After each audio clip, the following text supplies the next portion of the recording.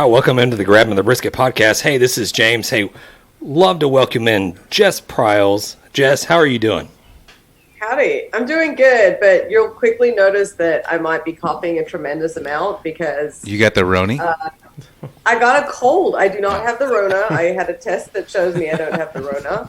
But because we're all taking our masks off and walking around amongst each other again, the common cold is like... Hey, I get to spread again. So It's the middle of summer, and I have a freaking cold. So yay! That's the second Roni. Yeah. The cold is the second Rona. Right? The macarona. The macarona. Yeah, you got allergies, and then the flu's like, yes, I'm back, guys. I was gone for a minute there, but hey, welcome back. Exactly. So I haven't seen you since we hung out at the academy. What's been new with you? That's so awesome. Oh man, that was so much fun so too. awesome. Like I always love seeing you there.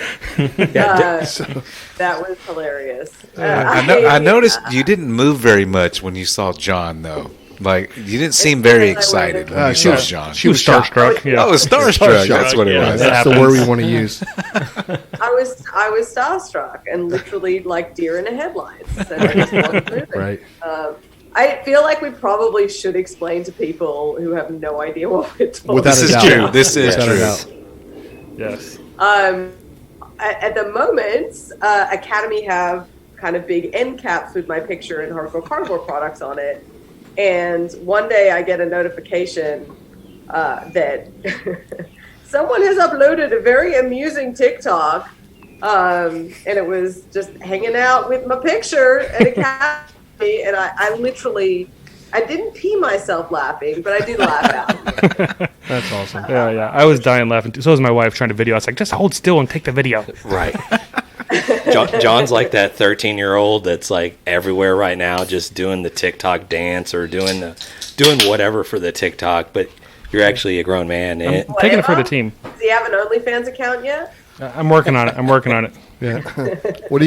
Hey, listen, hold on, John. Let's leave this alone. If you had an OnlyFans account, what are you showing your brisket? Yeah, I'm definitely showing meat. Or are you meat. showing the chicken? I'm showing some meat. That's it. Okay, there it is. You're showing the chicken. Okay.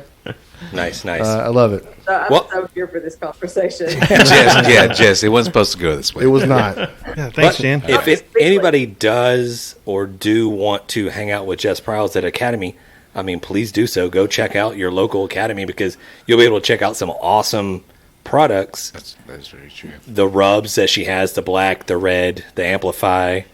Oh man, the camo, michelada, the michelada, dude. I mean, we go through There that a you lot. go, y'all got all five. Do you get a prize now? We do get a prize. Yes. I gotta listen. We talk about it, but we use it, and that's the difference. Like this is stuff that goes into our everyday barbecue at home. Or even our competition barbecue, we use the product. So that's no lie. That's something that we do. Yeah, I did. That's awesome, and I know it because I see y'all. You know, you can tell the difference between. I mean, first of all, I appreciate anyone who tags us, but you can see whether it's like a mail call. Let's see if I like this, and just folks that are like, "Hey, we just genuinely love this," and the cool part is that's the closest that I'm going to get to a restaurant, and that I made all those blends myself, and that's how I think like wild game seasoning should taste or beef seasoning should taste. So when y'all like it that much, it makes me feel good, like I'm serving you food that I would want to have, except I don't have to cook it. Right. I love that. You're like, I just don't want to cook it. I can show up and have the food that I want to have. There it is. Exactly. How's everything else going in your world, Jess? It's pretty good. It's been a real interesting time. But I feel like everything is like back on deck like crazy, full speed ahead. Trying to catch up. My calendar's already gone nuts, and I guess that's a good thing. But it's just we're full steam ahead with Hardcore Carnivore, and I'm doing a lot of stuff with a lot of different partners and recipe development and all that, and it's awesome. Honestly, the only thing that I wish I had a little more time for was time to just like stop and smell the roses. I get what people say now. Like, I'm so blessed to be able to do this for a living that I wish I just had more time to be like, Dude, I get to wake up tomorrow. Tomorrow I'm driving to San Antonio to do 6 hours of live streaming with HEB for their grilling event. That's and I'm awesome. like, that is so... I remember the very first time I ever walked into an HEB. And I was like, this is the greatest grocery store I've ever seen, you know? And there's a lot of full circle stuff that still happens even this far along in my career. That's still really cool, and you just sort of have to take the time to be appreciative of it instead of just barreling through it all. So that's what I'm trying to do. Yes, I mean sometimes you gotta take a step back and realize like I've built this. Like this is what I'm doing for a living, and you know you gotta enjoy it. You know, Yes. and just Appreciate appreciate it. it. Like man, what I'm doing is working, and what I'm doing. If it's working, that means I'm doing something awesome. And, Right. You know what I mean? Like, She made it on the Grabbing the Brisket podcast twice. Twice. Yeah. That means that's, you know, I didn't want to say anything. Right. But Man, it'd be a pretty big disappointment after tonight. you guys been really hyping it up much, right? I love it. Yeah. That's awesome. That is awesome. But HEB, I mean, that's obviously, I mean, everybody knows about HEB. I mean, that's freaking fantastic. I mean, obviously you don't have to wake up at 5 o'clock in the morning and do like the hour commute to do your 8 to 5. And what you're saying earlier, I mean, Yeah, but it's the same difference. It's a 5. You could still be a 5 a.m. wake up and still go do your passion, right? You're still doing something you're passionate about and whatever else, which I'm not. That's the difference. So if I were you, James, I would just quit my job today and go do something you're passionate about. That's what she's saying. Jess is saying quit your job. Okay. And that's literally what I just said. Exactly. I love this. Except not. But that's not the point. Yeah, I mean, I think the only thing is when you work for yourself, like you can't turn off. And now I've sucked my husband into dealing with joining me in the company, and he works in the business too. And we have literally had. It's like we nearly have a safe word to talk about work. You know, like one of us will be like, it's like we'll be on the couch and I'll get an email or something, and I have to remember not just to blurt it out to him that we're off the clock now. So you can kind of drive yourself crazy with that too, because you can't clock out. You can't ever really clock out when it's your own business. No, I definitely know that makes a lot of sense because you're not on a timetable at that point or anything like that. You're on your own time, I guess you could say. It's but 7 days a week. Right. 7 days a week. It's even when you're at a restaurant. Right. You're at a restaurant and somebody can just look at it and say, "Hey, I recognize you," or "You're whatever." And to Back me, on the clock. Boom. Yeah, you're a potential customer, right? Right. So you're like, "Oh man, I can't be negative. I can't say this. I can't."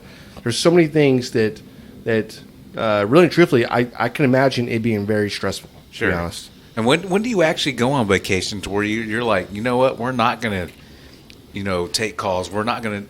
Do you ever actually do that? Would that be beneficial? Obviously, it's not beneficial to your business, but it's got to be beneficial to you at some point to turn it off at some point. You got to take care of the body first, right? Well, yeah, I mean, so we actually were on vacation last week, which is how I got sick. But, so never go anywhere is the moral of the story. Don't leave Texas. And we're, I'm very thankful. That's another thing. Like, I've made myself book those in because they're, again, just crucially important, which sounds so, like, it sounds like a real wanker thing to say, but it is. It's important to stop and take those timeouts. But, of course, like, I was still posting while I was on vacation. And even though it's just like, whatever, what's an Instagram post? Like, now that's work. So I don't know that I've ever actually truly disconnected, because even if I was honestly, I don't know if it's the same for y'all, but even if I was sitting out in the middle of West Texas watching the sunset, my brain would be like, this is so pretty, must take a photo, would look great online. Yeah, no, I agree with you. Yeah, 100%. Yeah, there's, to be honest, I don't know the last time probably any of us have actually disconnected. Like every once in a while, used to, I would go to like Concan or the Frio, right, and go hang out. And I loved it when I would get there. I would not have a phone signal, and it was the greatest thing. Like it took about 12 hours for me to realize that I don't have a phone signal. That would stress me out. There's nothing I can do. And I love it. Yeah, and then once you accept it, there's nothing I can do. I can't call anyone. I'm not going to get any phone calls.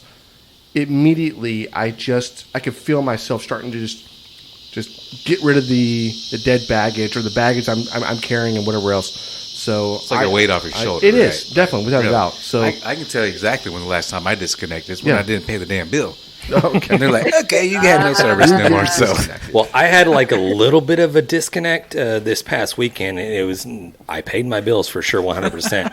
So I have I have a Samsung phone that is waterproof, and so apparently at some point in time over the weekend at our competition, it had gotten wet, which I can understand. I mean, here in Houston, I mean not Houston, but we were in Livingston, Texas. It was like 900 degrees, so I was like middle of the heat. Just soaking myself down with water, trying to stay cool, trying to cook. And I got home. Actually, we're traveling back to Houston, and I go to plug my phone in, and it's like water detected in the port.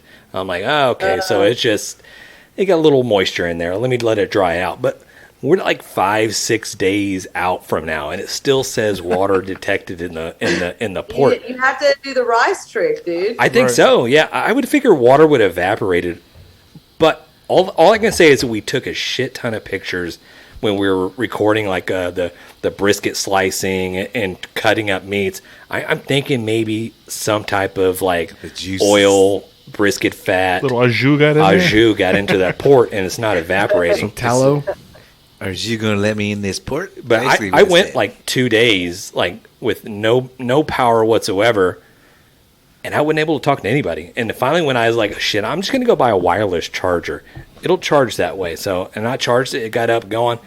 As soon as I fired up, it's like email, text. John's like, are you alive? Yeah, I was like, John, come on, man. What's going on? Are you alive? I need pictures from this weekend. What were the pictures you got? I need to post them. What did you... Picture. I'm like... Finally, I was like, okay, I'm up and running again. But I think I have to clear the brisket juice out of my phone. Yeah, that's a real hazard of this lifestyle, right? Well, I think we're on different playing fields. Like we're like in the what would you say, single A, triple A, single A, single A. Yeah, we're in single A, and you're in the major leagues, Jess. So two different playing fields. But yes, we feel the grind just as you do. We're in the announcer booth. Right. We're in the announcer. We're just talking about it. Right. Let's get into talking a little barbecue. Let's do that. Anybody? Yeah. You want to field some questions about barbecue and what have you? Before we get to barbecue, I did see you threw out a tweet about you starting Yellowstone, and you threw out a little shout out to Whiskey Myers. I saw that too. Are you a fan of Whiskey Myers and Texas country music? I mean, I know you're from Texas, and B, what type of music do you listen to? I loved your. I know you're from Texas, which is great. Much better than I know you're from Australia, but you moved here. Yep. So I've been listening to Whiskey Myers for a really long time, like before I moved, and I just never thought it was there. I think it's called "Ballad of a Southern Man." Oh yeah. Yeah. Mm-hmm. So that was the first song of theirs that I heard, and I loved it because I used to listen to Austin radio like online from Australia, and I love Red Dirt. Oh, yeah. Whiskey Myers, just killer stuff, and it's been really cool. They're another one that like I don't know the guys, but I feel like I know them because I want to know them because I've been listening to them for so long. So it's been when I saw them be so involved in Yellowstone in that first season. It was like, oh my God, this is great. So yeah, it was super cool. I saw them play here in Austin a while back, but now I think they're playing much bigger venues now. Yeah, they are. Sorry, we're having some horns. Yeah, no, they're definitely selling them out. Have you seen? Well, you guys are fixing to check them out here like next weekend, right? Or this weekend, right? No, it's Co-Wetzel. Oh shit! Yeah, we're going to Co-Wetzel this weekend.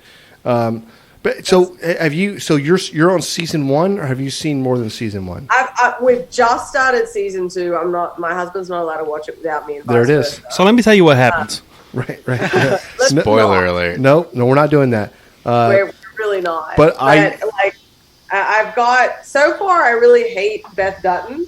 Even though everyone's like, "Oh, she's such a badass," badass. And I'm like, right. she's actually not a badass, and let me tell you why. But everyone insists that she's going to get better. Yeah, so. I freaking hate her. You just got to keep watching. But I remember back, because we've been a huge Whiskey Myers fan. We saw them when they were like really and truly at the Firehouse, right? They had been. I mean, they were at the Alvin Music Festival. Yeah, but they were so young at that time, as far as touring wise. The Firehouse Saloon is just a very small little venue here in Houston, which actually just burned down. They're owned by firefighters, ironically. But yeah, we saw them there, and then I've seen them a few other times or whatever else. But when I heard them on that show, it's playing in the background, right? It's playing on somebody's radio. And you're like, is that Whiskey Myers? Or maybe they're at the bar or something, I think. Yeah. It was They're a bar scene where they had a huge fight scene. Is that Whiskey Myers? I'm like, holy crap. And it's a national show, you know what I mean? I'm like, that's huge to these guys. But, really cool that you listen to or are watching the Yellowstone. You're not going to believe what season 3 has to offer for you. You're on season 1. Yeah. Shout out to Cody Cannon, because he's a fucking musical genius. Yeah. Oh, yeah, without a doubt. Really quick before we go total Yellowstone fanboys, and not happening. there was another country singer, Texas country, I think, on Yellowstone as well. So it's Ryan Brigham? Ryan Brigham. Yeah. Well, I don't know. Is he Texan? I don't know if he's Texan. I mean, he's definitely. But he acted really well in it. And Whiskey Myers are in, like, they played in the bar. Like, the actual band was in the show. Y'all saw that, right? He's LA based. He's not Texas. No, right. He's like Dwight Yoakam. Yeah, is he from like Bakersfield? Bakersfield, yeah. Dwight Yoakam's from Bakersfield. That's the same. They're like probably friends or something. Who knows? Probably. Yeah. I mean, the 4th of July is like rapidly approaching. It's like next week. So I know some of these guys are gearing up for a competition, and they'll be taking off. And some of us will still be here, and we'll have little 4th of July celebrations. Jess, you got anything planned as far as cook-wise, and any thoughts about just overall about cooking for the 4th of July? So, I know it sounds awful, but I'm going to let you in on a little secret that I'm a little embarrassed about, but I feel like I need to be honest with you guys. When you do what I do, you have to do things and create recipes for seasonal things about a month in advance. So I'm frying turkeys in October, and I'm doing prime rib in November, and I'm grilling burgers in June. I mean, you always want to grill burgers, but I usually get all of my stuff out of my system, like the big showpiece stuff, in advance. So by the time the holiday rolls around, I'm really just looking to enjoy like cooking for loved ones and making it really simple for myself, because I've already done the big like wow factor stuff. And my default is usually I do I call it like a taco platter. So I'll usually do some kind of carne asada with just a ton of different salsas and like grilled onions, and you can make fire roasted salsa and stuff like that. So that's what I generally default to. But I did just tonight publish a brand new recipe for 4th of July, which is a buffalo burger. Ooh, that sounds good. As in sauce, delicious. Not the meat. Nice. Is there a TikTok of that? We've seen you going crazy on TikTok.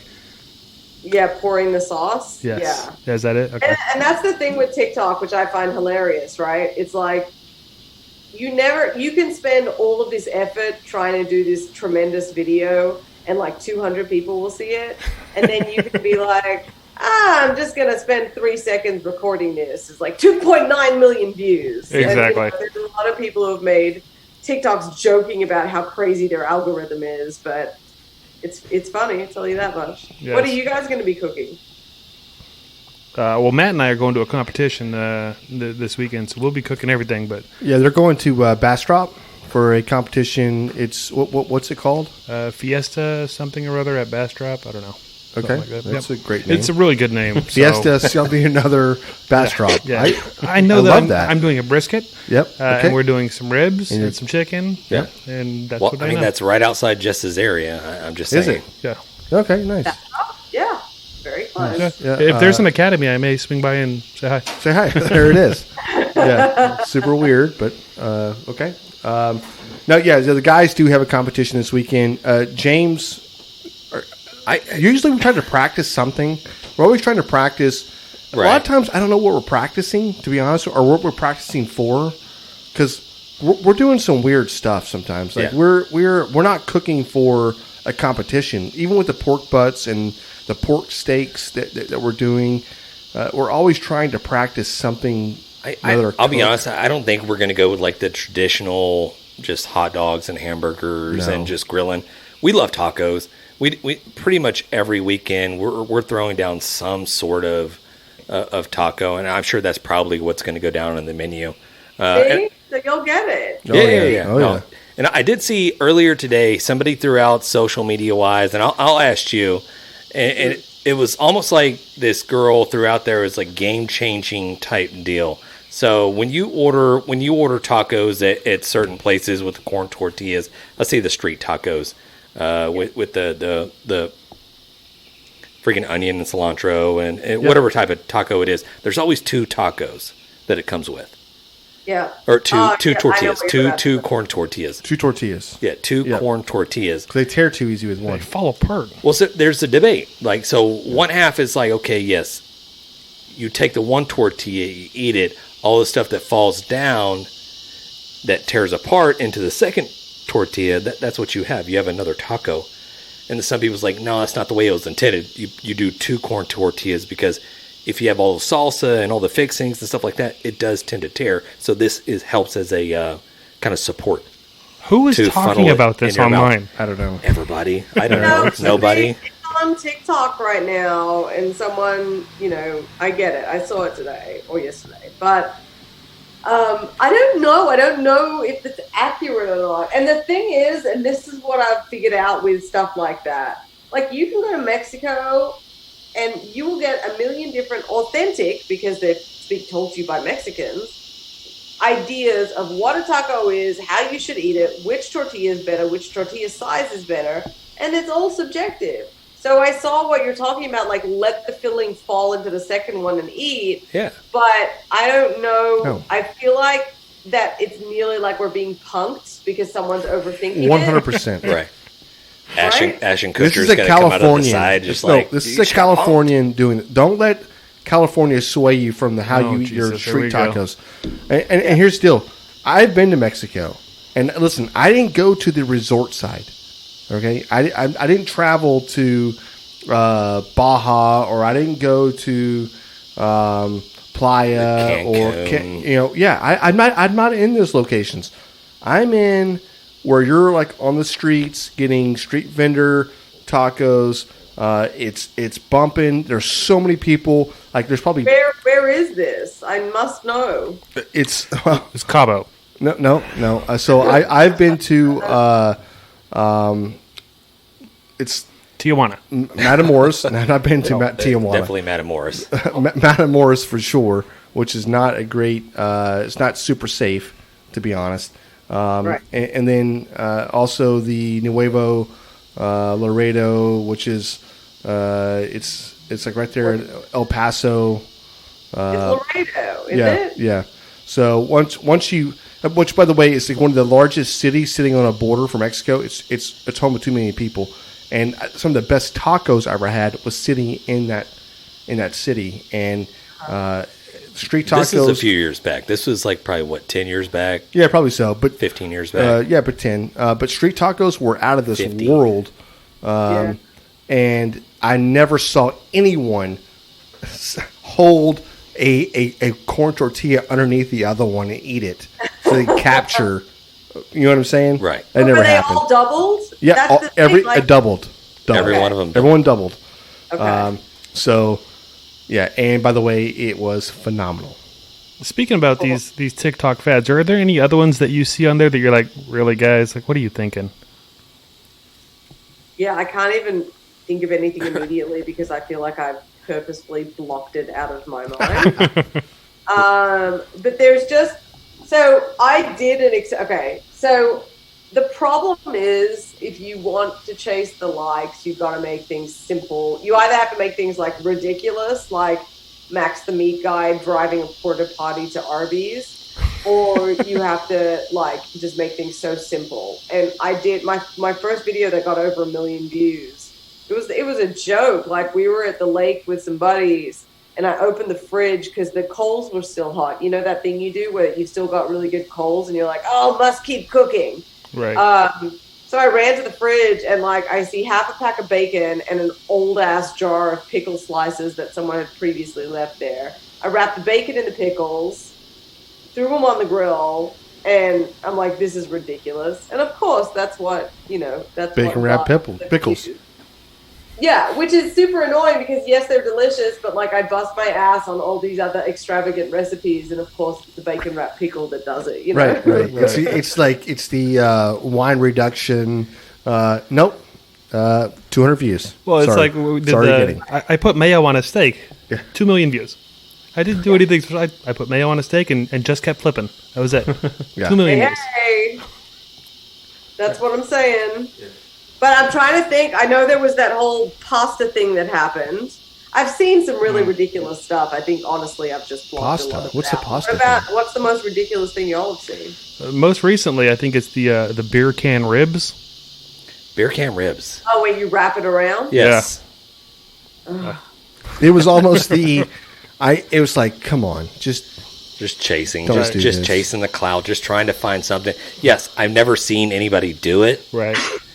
But you don't have to do it because nobody has ever done it. And what he did was like he wrapped the ribs around it, cooked it, and like I guess the beer can was just holding the shape.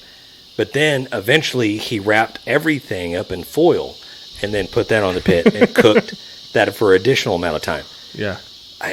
He said at the end, it's good. Right.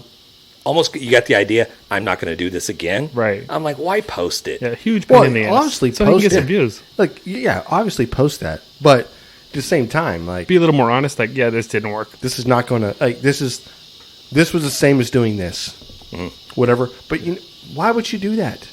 You're gonna get the clicks. It's funny. all My about first clicks, thought right? though when I saw it was, oh, Jess Pryles will hate this because I know she's not a fan of the beer can chicken. So I thought, oh, she's gonna think this is the dumbest shit she ever saw. I'm just not a fan. I really struggle, and it's ridiculous because it's half the world I live in, and it's also this like righteous sense that I have that no one's ever going to award. But I really struggle with the idea of food being a gimmick. And y'all know I've also like the hill that I'm going to die on is the boneless rib sandwich hill. I've had so many fights online about that. Like people taking a whole beef rib and putting it in a sandwich just for the photo. Oh, I know. It's so horrible. Stupid. They're doing that with burritos as well. Yeah, and there's like, so historically in Texas, there is a traditional rib sandwich that you can get at old school barbecue joints, which means they put a slice of white bread down, load 3 to 4 ribs in there, and put another one on top. And you're either meant to like wiggle the bones out, which still doesn't account for the cartilage, or do whatever the fuck you want with it, but it's literally just meat between bread without anything else. And my stance is I don't really care if it's historical. Like there's a lot of historical stuff like, teaching women to smoke to calm their nerves that we've figured out was not actually the best thing, and we've moved on from it. Right. So I posted a picture the other day because I was kind of inspired when I was in New Orleans. We were eating crawfish and po' boys, and I picked up a whole crawfish and I shoved it in the po' boy, and I'm like, see how fucking ridiculous this looks? I saw that. This is how stupid bone-in food looks. I was laughing my ass off when I saw that. Did you eat it? I mean, separately, yes. Fair enough. Another one that I saw, kind of a hot button topic, was the whole washing of the meat. And I know you discussed it socially. Wash your meat. I'm like, come on. But yeah, I mean, obviously I have to ask, Jess. I mean, go ahead and tell the people. So that was really interesting because what happened there, and I do have to be pretty careful, which speaks to sort of how crazy this went. Yeah. It crossed once something goes viral, it leaves the safety of your audience, who usually like the things you're talking about, and it can cross geographical and cultural boundaries into new audiences. And in this case, I was learning that there's a big undercurrent of particularly like people of Jamaican descent who wash their meat, not only wash their meat, but wash it with vinegar and fruit acid juice, like lemon juice or lime juice too. And they, you know, it's unacceptable to them to not rinse and wash meat. The funny thing is, you know, where I struggle with a lot of these TikToks is, you know, you got 15 seconds to say something and say it in a way that's going to reach the most people. And you know, people always get you on technicalities, right? Yeah. So what my whole point was, which I left out of there, was the heat will kill the bacteria, so you don't need to wash it. Because USDA actually has on their website that you don't need to wash your meat because it's more hazardous to potentially splash the water around. And all the Australians on the post, because we don't do that at all culturally, are like, what do you mean? Why are the Americans washing their meat? And then half the people are like, it's fine. And then half the comments are like, ew, you're nasty. And I'm like, wow, really stumbled upon something that's quite sensitive to people. Struck a nerve. Totally. So it was kind of nuts, honestly. Yeah. Like it was nuts, but that's why, you know, like that's why I went back to school. I went back to school to educate myself so I could better educate other people about meat and meat science and meat safety, because so much information out there is fueled by rumors, urban legends, like the amount of crap that I see, even on other posts, like I was trying to explain about how myoglobin changes color, and that's why your ground meat is sometimes brown in the middle and all this kind of stuff. And the amount of like, oh, it's because the butchers put dye in it, and just crazy stuff that you try, and I get really defensive kind of on behalf of the meat industry, weirdly. Right. So I'm actually very curious about that. You know, just how do you navigate around that? Like somebody goes on, you know, watching a video, then like they watch the first one, they think it's gospel sometimes, right? I mean, how do you portray to your people like this shit is good? You know what I mean? As far as somebody else that's just, you know, getting into the business, not so much the business, but getting into cooking and stuff like that, they're like, well, I'm just going to go to Google real quick and YouTube and just watch a video. Yeah. I mean, because there's so much content out there. Like, how do you know what to latch onto, and how do you not know to latch onto as like a novice? You know what I mean? It's really, I do know what you mean, and it's really hard, and that's why two things have happened with the internet, which is one, you know, there's some really beautiful stuff that's come out of it. Like, I mean, I wouldn't have a career if not for it, because prior to that, you could only be known if, like, a network selected you to be known, you know? So I'm fortunate enough to have built my own audience and then perpetuated from there. But the amount of, there's a lot of self-proclaimed experts online. Yes, they have a keyboard and they have a camera, and right, so they're an expert. They've cooked a brisket once, so they know pretty much exactly everything. What to do. Yes. Yeah, there's a guy right now on TikTok who's got millions and millions of followers, and he pretty much like reads every article on my website and then goes and does the same thing once. And no, we're just saying he does the same thing. That's horrible. He does the same thing, and he's making money.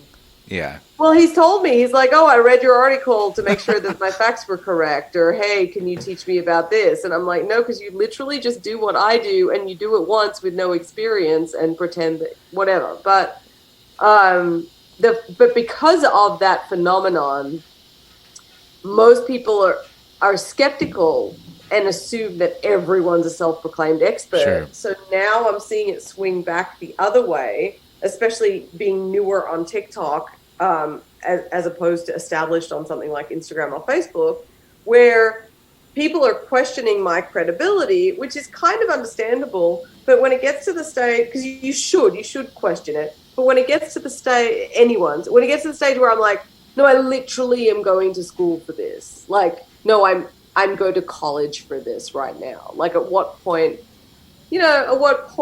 is this good enough for you? So I'm definitely seeing a little bit of a struggle sometimes.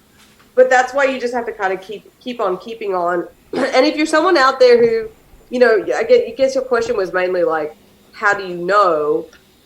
I think it's sort of, look at it with a critical eye as to who's presenting information to you and what they're, I don't know. If it's just a recipe, whatever, it's just a recipe. But if it's any other information, I don't even know what you would say at this point. I really don't, because it's like, oh, well, look for their credibility or look for how long they've been around. But the problem is the numbers don't really show you that stuff anymore. Right. Your credibility is based on how many followers you have. Right. Yeah. There's crazy. There's no certification. Hey, check for this cert. Check this person out.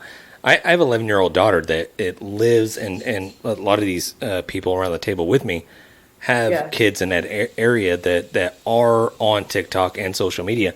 And some of the stuff that I see her tell me about, I'm like, that's really inaccurate. I mean, well, no, it's a blatant lie. It's because I heard this from so-and-so, which is like got 300 billion followers. I'm like, that's not really true whatsoever.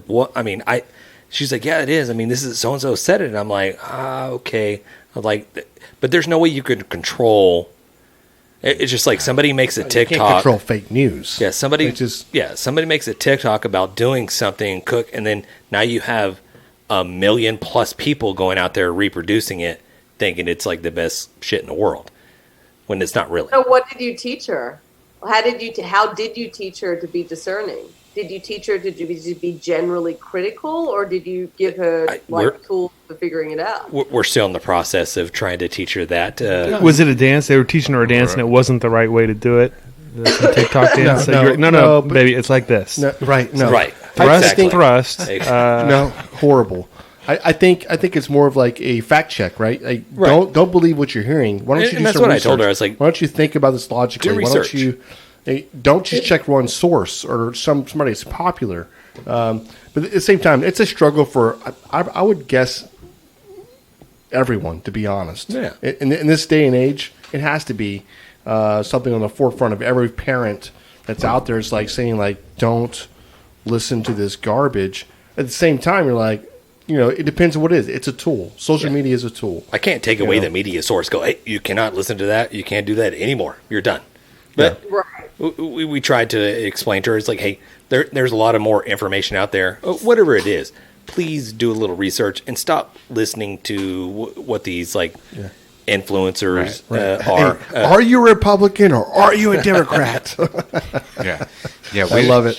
Yeah, we not to get off on that tangent or anything, but it was a question from a listener. He actually asked, like, God damn, I forget the listener, but it wasn't geared towards getting into a tangent like that. But basically, like, how do you differentiate reality from fake stuff? Basically. Yeah, you can't. It's hard. News travels. Research it. News travels so fast now. It's, first of all, I'm not sure we should be in this tangent, but that's what I'm saying. Right. So let's go back to barbecue. Let me bring it back in. Let me reel it in. Let me bring go. something out that I've seen that's floating around all across Texas and all across the United States. And tumbleweeds. There's certain people that are putting it out there as this is the gospel, this is the facts, and it leans towards beef tallow and brisket. And so I'm seeing a lot of information. A lot of people do videos and TikToks and Instagrams and YouTubes talking about how beef tallow will make your brisket more juicy and more tender. Apparently, that's something that what they're touting that Aaron Franklin does. Aaron Franklin. You're putting it in the wrap. Yeah. Okay. It's just going to make it's going to set your brisket off to the next level. How does it make it more juicy? Like, how does it get in the brisket? I don't understand that. I'm right there on the same amount boat. they're squirting in. I don't know how it could. However, just giving an extra little layer. Or are they just squirting it over the top while they Yeah. wrap it. I've seen twofold. I've seen one injecting brisket That makes sense. with the Little meat bit. tallow, I could see that. and then two, we're just putting it in the wrap. Or paper wrap usually, right? Correct. Well, That was There's a Okay, that there's was a answers that was a here. tone changer right Yeah. there. Okay. so there's a couple of answers here. So, first of all, speaking about the whole idea of fat and brisket and fat side up or fat side down, right? So, you can't force fat into cells where it wasn't before. But what you can do while meat cooks, a whole lot of stuff happens. This is the lay person's version of where the muscle fibers basically have room that develops betwixt them. And theoretically, you could have something like brisket tallow settle in those gaps. So what you're doing in some ways is like adding to the marbling. Theoretically. Sorry, now I'm dying. Roni, you got that Roni? Yeah, it's 420. Hang on, I just wanna do play my song in the meantime. All right. Okay, so that's something that can happen, and that's what I'm guessing is happening when they're putting the tallow on, because we know that fat has flavor. Fat is actually the biggest vehicle for flavor in meat. It's got the most kind of compounds that we associate with having the deepest flavor. And so you are, in fact, adding a beefy flavor with tallow. The thing is, do you have the phrase gilding the lily here in the States? No. I've actually heard this before. I've though. heard it, but please I explain. have heard this, but I can't not remember. Okay. So it basically means you're spoiling something that's already perfect by trying to improve it. Okay, nice. Don't. Yeah. If it's Meaning- not broke, don't and fix this is it. why I don't Yeah. like to inject brisket, because Okay.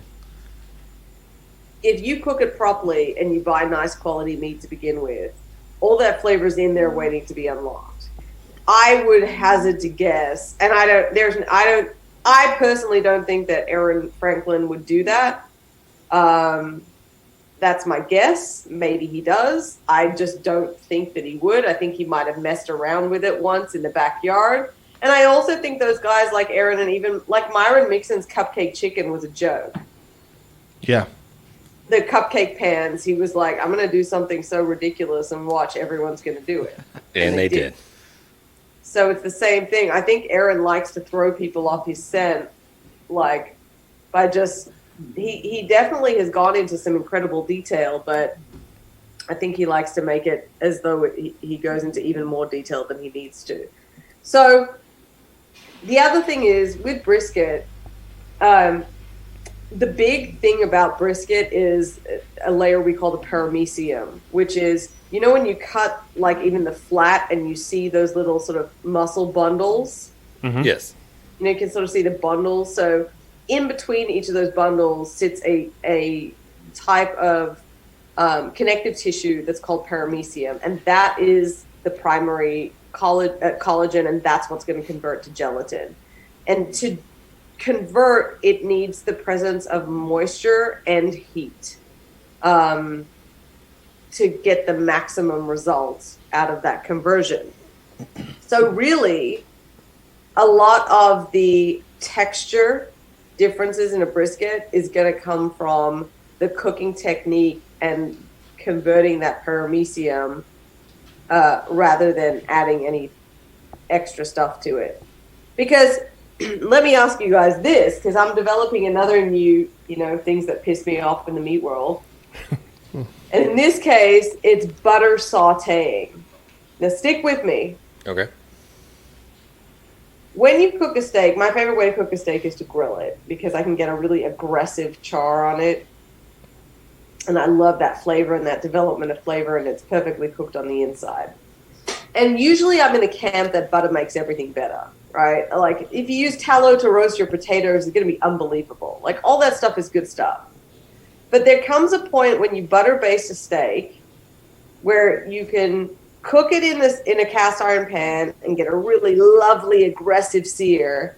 And then without doubt, no matter how hot your pan is, when you drop butter in it and start basting, because the butter is primarily water, you start to undo some of the crust. And so although you still keep developing the brown appearance, by the time you take it out of the pan, the actual texture of the crust is gone. It changes. It softens up a little bit. And now you've got the flavor of butter competing with the flavor of beef fat in a high-end steak. I'm not going to lie to you. I 100% agree with you a little bit on this. I do not. A little bit. Wait, 100% agree with 100% a little bit. Yeah, because I've been to plenty of high-end steakhouses, and some of the worst, I'm not saying worst cooked steaks. I mean, they were flavorful. They were tender. They were cooked the way that I asked them to be cooked. It was a prime steak that was well marbled. I mean, they had everything they needed. However, some of the things that I've had out of those was a steak that was way too oil. There was way too much oil, or oily, I guess you could say.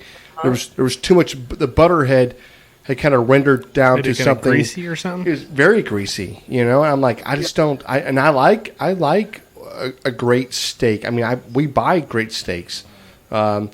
It's not like I'm not chintzy or anything. I go to the meat market and I buy a $100 steak or a $75 steak. Just say, you know what? Hey, I had a 99-day aged Maker's Mark steak for Father's Day. It was phenomenal. But at the same time, those steaks, they're not. And maybe it's the pan sear, or maybe it's the amount of butter they're trying to spoon over at the same time. But when I picked the steak up, it was like a clear yellowish, just something underneath Oil my just all over it. Yeah, it was just like, I don't want this. Like, this is not what I'm looking for in my steak. You want just a nice hard crust. Yeah, I do. You cut into it and soft and juicy in the middle. That's right. Let it render on its own. Don't give me something that's. Yeah. I'll be honest. That's one thing I've never done. I've pan seared steaks. I've never done the butter base. I've done the butter base. With the thyme and with the crust. garlic and stuff like that. I never do that. Yeah. I mean, it's tasty. Well, I mean, you're but talking about at least at most 20% water, but. Think about any time you're trying to grill or any time you're trying to sear and you've got water instead of oil. Yeah. Right. That's right. What that's going to do to your Maillard reaction. And I'm not saying you can still get the Maillard because of the butter and you can still get it because of the heat. And obviously people do that technique. I'm just quite disillusioned with it because I love that crust. But it also reminds me how deeply personal steak can be, right? Because what I like that textural crust, and someone else might really not. Yeah, that's true. Those That's people fair. are stupid. No, that's fair. People are wrong, Right. but That's wrong. No, that actually that is a fair statement. But at the same time, I don't know. You cannot, in my mind, you cannot beat a steak being grilled over some mesquite wood. Like in my mind, that is the best steak you can do. On a medium rare, or if you want to go medium, that's fine. If you go over medium, then I'm going to ask, here's your keys. Go ahead and leave. Have a nice day. But seriously, those are the best. Even for burgers or anything else, that's the best steaks I think I've ever had in my life. It's always been consistent. It's over. Maybe I'm from Texas. Maybe that's what it is. I don't know. Yeah, I don't know. I'm from Texas. I get it, man. Trust me. But it's just, I just think it's an interesting thing, and these are the things that you come to learn where, even making fun of people who like their steak well done, which I do too, but it's like they think we're disgusting, Right. Sure. And it's so deeply personal. It's just very interesting. And people think, it's on both sides of the spectrum. We're like, oh, you're a weirdo, because we both can't enjoy the same thing. Still a steak, though. At the end of the day, right? No, it's a steak. Hey, I'll tell you a funny story. My mom goes to it's like a 4-star, 5-star steakhouse that they're known, right? Here in the Houston area. Yeah, it's a Killin Steakhouse is known. It's been right. He's next level. So she goes in, she orders her steak, and she's like, "I want it well done." And then the guy's like, "Yes, ma'am." And then he walks off, and he comes back. He's like, "And I want some ketchup." Oh, and listen, let me tell you, it's very hard to watch somebody do this. I'm like, ketchup? She's like, don't mess with me right now. I know how I want my steak. It's how I want. I said, yes, ma'am. Yeah. Oh, That's all you do. Okay. It's my mom. It's mom. What are you going to say to mom? You don't say anything. You just say, yes, ma'am. Here's your ketchup. Done. Mm-hmm. But it was very difficult to watch I that should have went to Outback. transpire. Trust me. I know. Hey, Outback is like the most Australian company that's never been to Australia. Right. This is true. This Right. is true. Close. I don't know. That reminds me like a Salisbury steak. You can go get a Salisbury steak Right. in jail if you want a well done steak. I've right? never actually ordered a Salisbury steak. I don't know. Never but have. I'm just saying. Not in jail anyway. I've All never right, been we to don't jail talk about either. jail. All right. What we got going on, James? Yeah, let me reel it back in just we- 5 we- minutes. We going back in. So, really quick, I wanted to touch base. So, I really do love the Jess Pryles website, and for anybody that's listening, please go check it out. There are hundreds of recipes, and they're super easy as far as like scrolling and getting to them. They're not like on 2,500 different web pages that you're going back and forth. But one thing that I do have to say is that I really do love is there's filters that you can search on these things. So if you wanted to do a certain protein, you can click it. If you want to do a certain course of meal, you can click that. If you want to do a certain course or however you're going to cook it, you can click that. So it's very user friendly. It filters out. Boom. Here you go. Are you saying her website is better than the one I built for us? Is that what you're Yes. telling me right now? I'm not saying that, John. I think I'm hearing That hurts a little bit. I think I'm hearing that. All the hour I spent on hers. Yes, the 1 hour.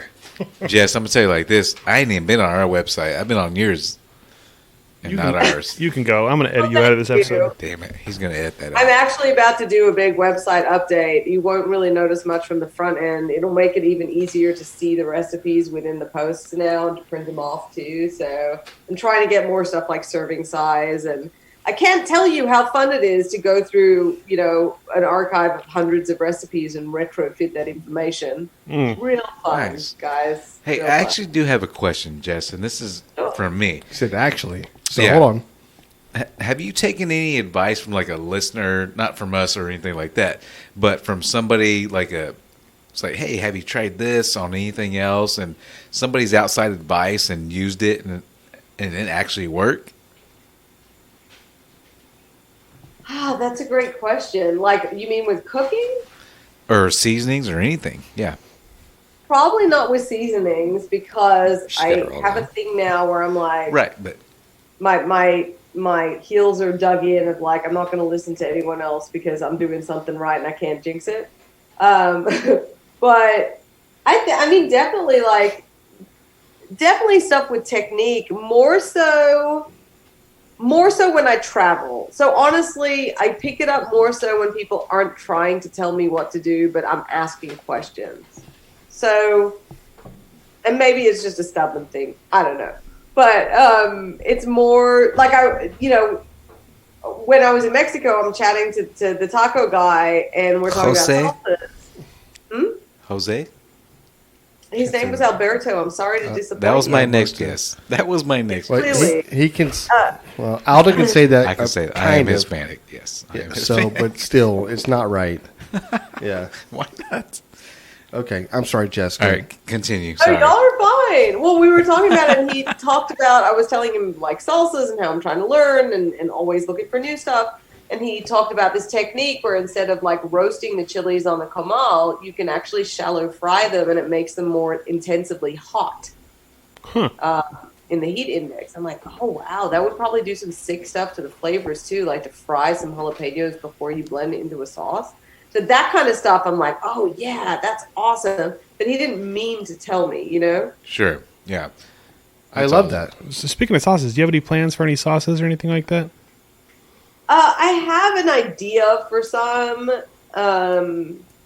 right now, but it's just they haven't come. I'm not in a huge rush to get into the sauce game. There are some great people doing some great sauces. You know, I mainly use Meat Mitch and Texas pepper jelly have an amazing glaze that I use all the time. So that's not quite what we're getting into yet, but you will see some new hardcore carnivore before the year is out. Nice. So you mentioned Texas pepper jelly. We had Craig Sherry on a few months back. Which glaze He's are about to you? come. Which one are you using? He's so lovely. Cherry habanero is the one I like. That's the go-to. It's everybody's like, yep, just give it to me. Put that on whatever you want. That is I'll awesome. eat it. Going back to the frying, some of the best salsa that I've had. My uncle actually makes it, and he's from a really small town up from it's about 45 minutes to an hour west of Fort Worth. It's about population of 600, right? So super small town. What's it called? Strawn. Yeah, I know Strawn. Yeah, so Mary's Cafe's there. Best chicken fried steak in the world, by the way. If you ever stop by Strawn and get, I've heard that actually. Is it near Albany? so Albany is it is, but not. But it's. I have to look at a map here to tell you exactly I'll look where up it maps is. so you can continue your story, and I Yeah. won't bore everyone. But hands down, the best chicken fried steak you can get in Texas. And people drive from Dallas, by the way, which is 2 hours or so to get to eat lunch. So much good that we've talked about. That's going to be our next open turn-in. It probably And our should next be. competition Should be. cook-off. Yeah. But to go back is the salsa that he makes. And so if you add onion or what's his other thing that he says? Like you cannot add onion to a salsa because if you do, it makes it a pico. And I'm like, Ooh, controversial. yes, right. That's very like Gene is very like he is the guy's guy, right? But let me tell you, the salsa, one bite, and you're like, okay, it's good. But hang on a second. Yep. Hang on, because now we're talking about different things. Okay, so I'm throwing down the gauntlet, Gene. Yeah. Because you can have a salsa. When we say salsa, we're thinking of like the chunky red stuff that comes with tortilla chips. Mm-hmm. Yep. But it's also the name for any kind of sauce, even if it's completely emulsified. And most salsas will have onion in them. I agree with you. Yeah. Disgust. Yeah, I know. It's really hard to do this, but yes, it's not. Maybe I should preface it by saying this is Gene's None of us disagree with you. But man, let me tell you, after 2 bites, you're immediately looking for a 3rd bite and a 4th bite and a 5th bite. The second you stop eating it, it heats up to a point that you're like, oh my God, what have I done to myself? But if you take another bite, it cools it back down, right? So it's this whole like, how would you say that? It's this whole like devil's thing you're playing with, right? You're like, why am I doing this to myself? Because you know it's going to heat up, you know it's going to get hot. However, you keep eating it, you don't have to worry about it, whatever else.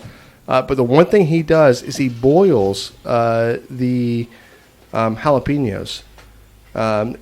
It's you boil them, but you don't want to cook them. You don't want to cook them to where they're like really mushy or anything else. You want it's maybe like a 10-minute boil or 8-minute boil or something else.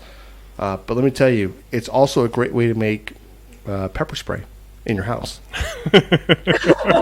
So don't do it inside. Is that what you're saying here? Be very careful because I actually too long. I actually made the salsa at the house, and the family walked in as I was like clearing the jalapenos, right? And immediately everybody ran outside. They were like, they couldn't breathe, they couldn't see. Oh my God. It was so bad. And I'm inside, I'm like, what's the problem? But I'm sweating from every eyeball and nose and everything else, right? Every eyeball? Yeah, right. Every eyeball. All 3 of them. So Both of them. it was the most weirdest thing. But let me tell you, that salsa was kick ass. That sounds delicious, even though it also sounds a little bit painful. Right. To have 3 just- eyeballs, I agree. Just do it outside. That Just 3 eyeballs Hey, sounds incredibly painful. go outside and boil them. But it makes the jalapenos hotter. Let me ask you a question. Totally off topic. Did you have any misconceptions about Texas before you got here?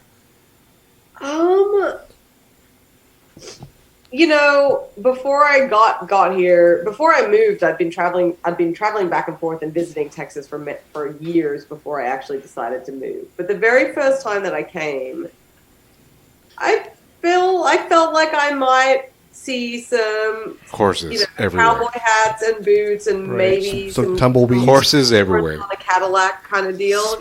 Maybe. Yeah. I didn't think that was unreasonable. Like an oil derrick just going up, just oil just shooting out Just of shooting horses out. Exactly. Right. Shooting horses Yeah. out of the ordinary. Oh, yeah. Exactly. I love it. So that was, and I have seen all that. I mean, and then there's shit that I'm like, you can't make it up. Like I was at this bar on the east side and a horse walked in. Right. No. We went to That a... happened. Is that a sort of a joke? Like I No, was in a that's- bar and a horse walked in? horse. Right. That is a joke. Exactly. But listen, we've been in bars where deer have walked in. Right. Horse And- walked into a bar. Yeah, Why and the then long the face? bartender walked over and fed the deer, and the deer left. I'm like, is this like a routine thing? Yep. Happens all the time. Freaking All deer. the time. Yeah. All the dang time. Yeah. Isn't that crazy? Well, It is very crazy. It is very crazy. I myself, who have never been to Australia, I certainly probably You had. have the greatest Australian voice here. I do not. Maybe but besides Jess. I've I had don't know. I like think he can challenge you, Jess. certain misconceptions, and I'm sure we probably all have, like growing up as kids, as far as like misconceptions about Australia. Oh, yeah. Kangaroos, crocodiles, and giant spiders, right? Yeah, I no, see where you're going with this. kangaroos now. are everywhere, right? I mean, as soon as you just walk out in your backyard and there's kangaroos and Herds. Just chilling there. Herds of Herds. them. Yeah. All of them. All of them. Oh, we have to shoo them out of the house. That's right. Right. No, you know what I feel like? I feel like Australia is like Texas. That's what I actually feel like. In some ways, yeah. Like there's that meme, like Australians are just British Texans. Change my mind. Oh, nice. I've not heard that. That's good. Yeah. I have because 9 million people sent it to me when it came out. Okay. But I think it's kind of cute. But Is there any yeah, I think argument? there Is are there also any argument there? similarities. Like there's a lot of enjoying beer and easigoing kind of vibes, and there's definitely some similarities. But I guess I see the cultural differences too much, because I'm in both of them. Yeah. Yeah, I go probably a little way too hard on some of this stuff because I do actually like the Australia and stuff like that, and I do go like a little, I guess, more than some of the guys here. Like Australia? No. Actually, today I went and looked at like Sydney Today news just to see what was going on Oh, what's going on? in Sydney, Australia right now. Anything? What A was lot going of it on? is Corona. A lot. Yeah, they're locked down right now. Yeah. Everybody Still? is locked down. Yes. So they're It's not not like like- Texas. It's not like Again, Texas in that fact. That's No. only happened a couple days ago. So Australia's going for 0 cases. So every time there's a flare up, they lock down. Like, Oh. can't leave your house unless it's for That's like horrible. an hour a day, going to the grocery store kind of thing. Like That's locked horrible. down. There was But- yeah. They also have largely successfully not had coronavirus. That's but pretty good. what it's done to their economy, we'll have to wait and see. Right. Right. So Right, I was that's a- trying to check out the what was it, the Aussie Hairspray. Barbecue Heroes. Oh. I was trying to check out yeah. the old show, and I'm still trying to find it. I'm still I did log on to like 7+ network, and I got Oh my God. I got so far into to where they're like, we needed a postal code, and I could not figure that out. I was like, shit, I don't know anybody in Australia. postal code? I don't know. So That's what we call zip codes. Correct. Zip code. A postal code is a zip code, and it's only four. It's only 4 numbers, not 5. Well, I drew a blank because I was hitting every number, and it's just like wrong. So I was like, okay. It's not a great TV show. Like, it was fun to be involved in, but it's definitely one of those, like, that was the first competition barbecue show on in Australia, and so the network was trying to figure out. I was hosting it, one of the hosts, and the network was trying to figure out because they didn't really know what barbecue was. So they're just trying to work their way through it, and it was definitely an honorable mention. And the funny thing is, I'm friends with so many of those contestants to this day, which is kind of neat. Because usually, that's such a random thing. But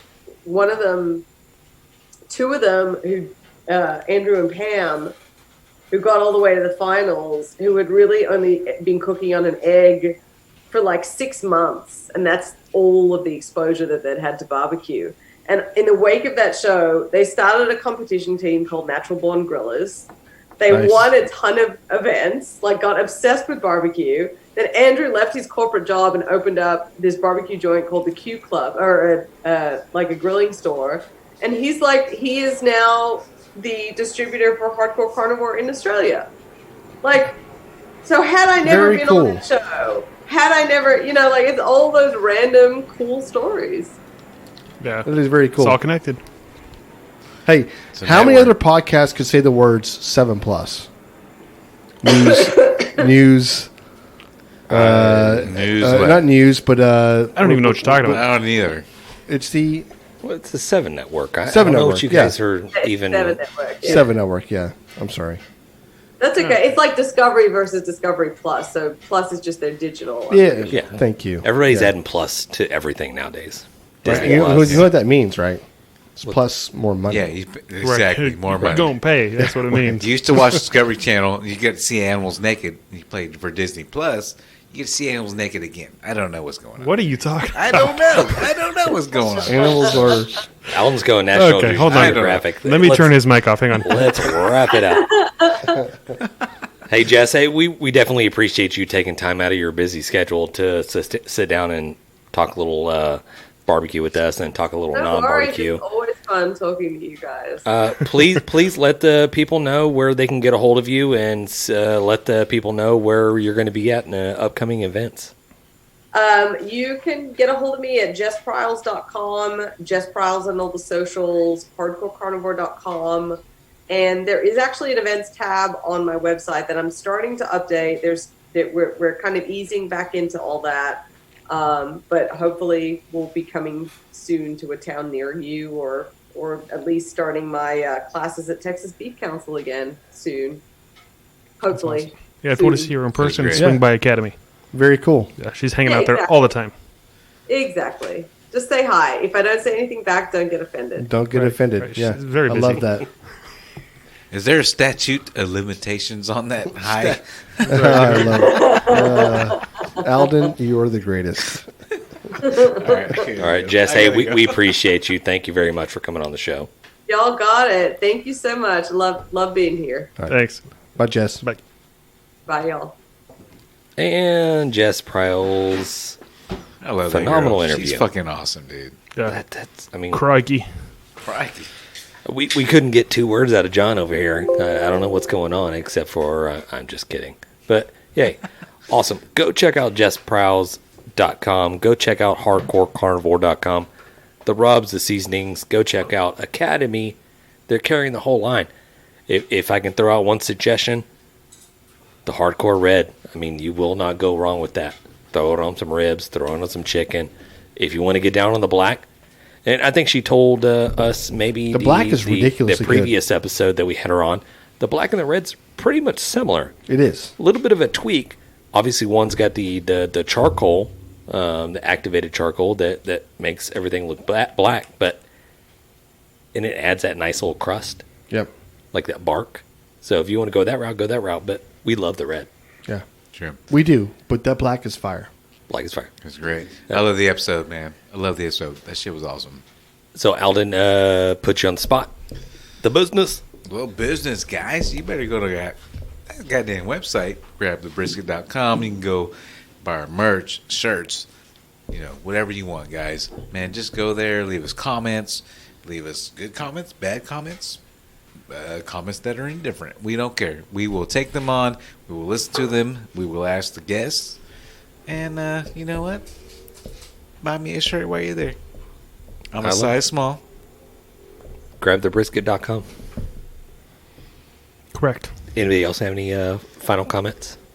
All right. Hey, it's been really great talking barbecue with you guys. Peace. Later, guys. Thanks, everybody. We've been great. We've been so great. Dang it, Bobby. Just grab the brisket. All right, we would like to give a special thanks to FOGO Premium Hardwood Lump Charcoal, Bonner's Fiesta Spices, CoolieNation Custom Koozies, Cambro Manufacturing, YETI Cooler, the Smoke Sheep Barbecue Newsletter, and Texas Brew Hopper. We appreciate their support. Y'all guys go check them out.